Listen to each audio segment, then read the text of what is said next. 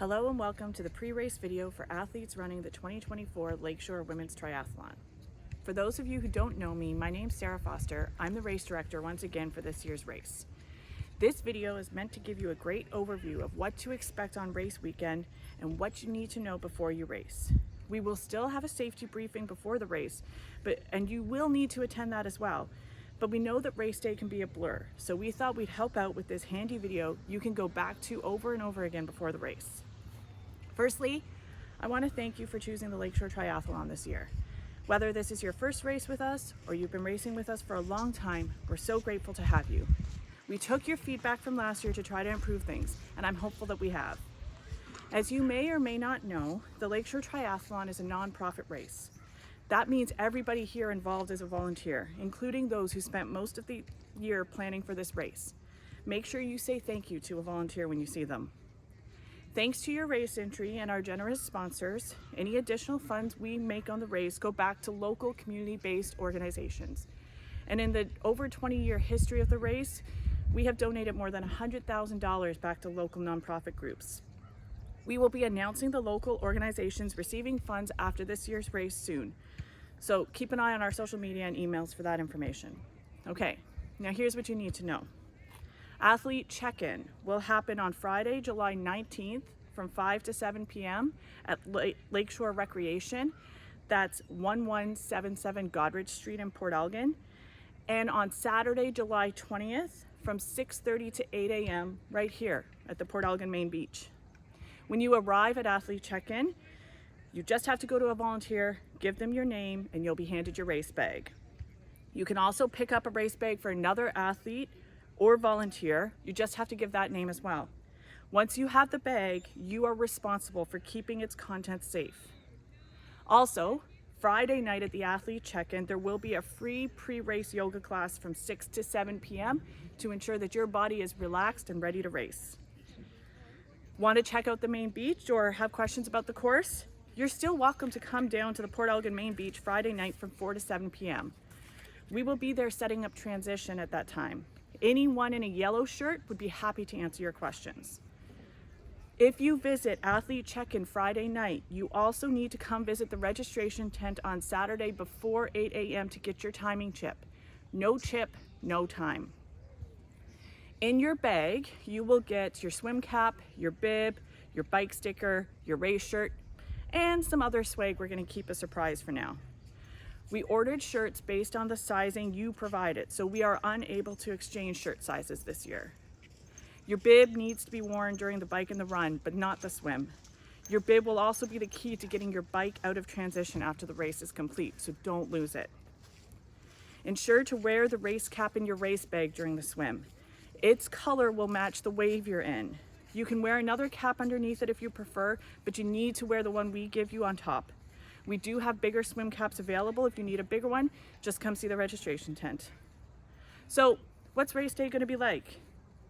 Well, you're going to want to make sure you have everything you need for the race before coming down to the beach on Saturday morning.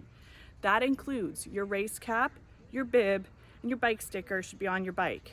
There's on-site parking, but it's first come, first served and is limited.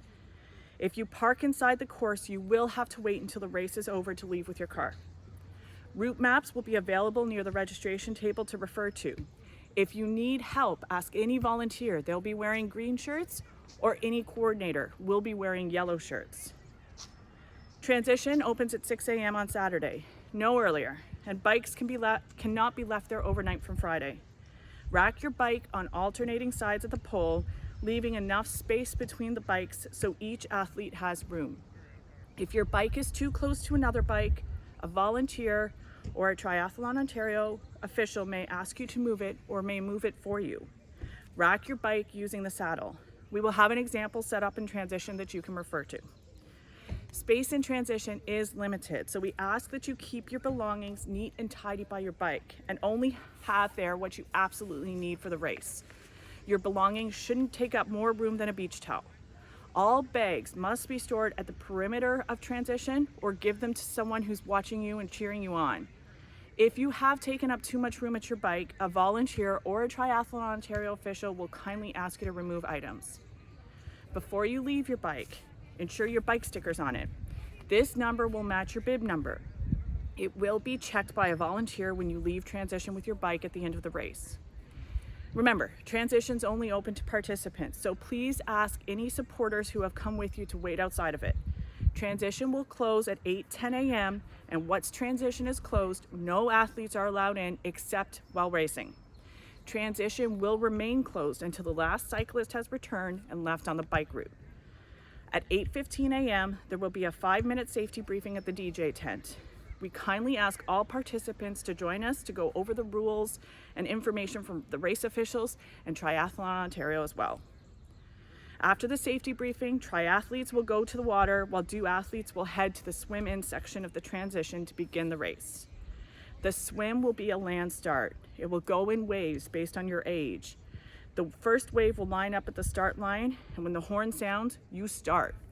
The first 100 meters is pretty shallow, so you can wade in until it's deep enough to swim or when you're comfortable to start. The next wave will go 5 minutes after. The beach is sandy with no rocks and a gentle slope down. We have decided to once again do a land start this year in recognition of this being a first-time race for many participants. If you're a seasoned pro, feel free to swan dive past the shallow water. There are no flotation devices allowed. Wetsuits will be mandatory if the water temperature on race day dips below 18 degrees Celsius, and the swim is canceled if it goes under 15. This is rare in Port Elgin, but it's important for safety reasons. The course will be inside the safe water markers that are already in the water. Currently, those markers are out around 200 meters. We're not going that far out. Take the buoys on the right, and racers will swim close to the buoys. If you're nervous, swim a little wide of the buoy to avoid people bunching up. You can take a break at any time using a kayak or board. You just can't make any forward motion while you're holding on to them. You can also tread water. If you need help and it's an emergency in the water, take off your cap, wave it in the air, and someone will come over to assist you. The last 150 meters of the swim will be shallow. You can either swim in or wade in from where you can touch, whatever works for you. Keeping your sight on the gazebo is a good marker to get you in line with the finish. There will also be flags showing the swim exit. The exit is on the beach. It's also sandy with no rocks. It's a short run or walk up the beach and through the gazebo that's going to take you to transition. This is a sandy parking lot. Bare feet are fine. You can peel off the wetsuit as you exit the water if you're wearing one and run to transition. If you can't undo your wetsuit by yourself, we will have volunteers to help you. When you get to transition, make sure you keep any swim gear you removed, like a wetsuit, neat with your other items. I highly recommend putting your helmet on as soon as you get to your bike. You may get disqualified if you touch your bike before your helmet is on, so put it on first and do up the straps. Then walk or run your bike out of the bike out area to the mount-dismount line and do the bike course. In terms of the bike course, you have to have situational awareness about what's going on around you on it, so there's no headphones or music allowed. The bike will begin on a closed road, but as soon as you pass the first police officer, it becomes a share road with motorists. So please be aware and follow the rules of the road. There's no drafting on the bike course. There must be 2 bike lengths between you and the bike in front of you, unless you're passing and you have 30 seconds to pass. Ensure to pass on the left and look for cars before you pass. If you are being passed, please drop back, and that way there will be 2 bike lengths behind the bike that just passed you. The Bruce Shriners will be once again out on our bike course on their bikes, and we'll have a Triathlon Ontario official out on the course as well. If you need help on the course, let a Shriner or a volunteer, again, someone in a green shirt, know. Volunteers will be at major intersections as well as the turnaround to assist. If there's a crash on the course, please notify the nearest volunteer so we can get help there. When you get back from the bike course, you will dismount at the mount-dismount line and walk your bike in to transition. Hang up your bike again, and then remove your helmet after you're done with your bike. Again, you cannot touch your bike without your helmet on. For the run, again, no headphones or music is allowed. You will leave transition from the run out section and follow the marked path, 1.5 kilometers up, and there'll be a turnaround there. At the turnaround will be a water station if you need it. You'll follow the path you just took back to the finish line instead of transition this time, where you'll get your medal, celebrate your achievement, and return your chip. Remember, transition remains closed until the last cyclist is on the run.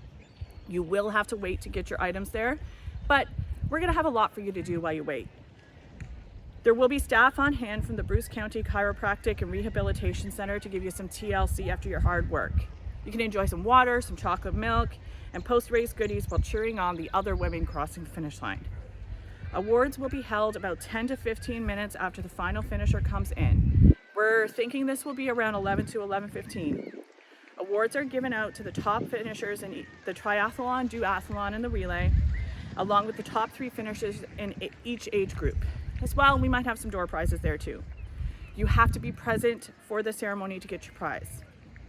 Remember, in order to leave transition, you will need your bike sticker on your bike and your bib.